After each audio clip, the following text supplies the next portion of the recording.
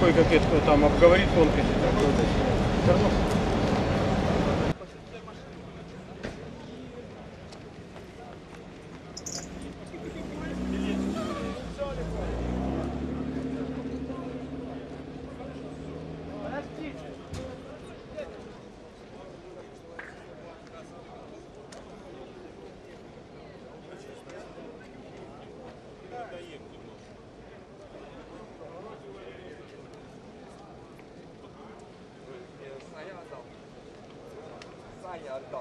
Ливерпуль, Гомель. Ливерпуль это, в принципе, я приду на Гомель, не на Ливерпуль.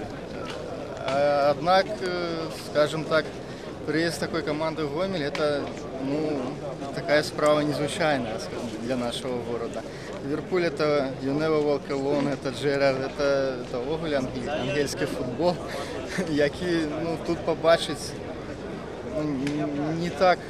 не кожен день, короче, побачить, тому квитки я набуваю не на той сектор, на який звичайно, а хоча б на який-небудь, да, там, і, в принципі, я би більше заплатив гроші, тому що,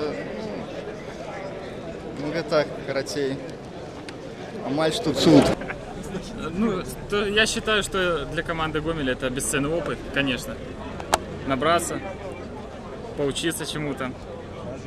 Не, это классно, когда команда такого уровня приезжает в Гомель.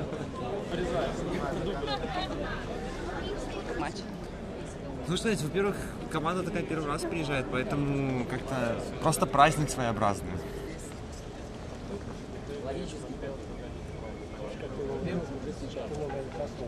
Я думаю, что Гомель всегда к этому двигался. Надеемся, что победит.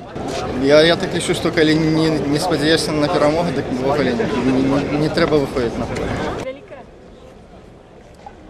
По длине такая, но тут компашка.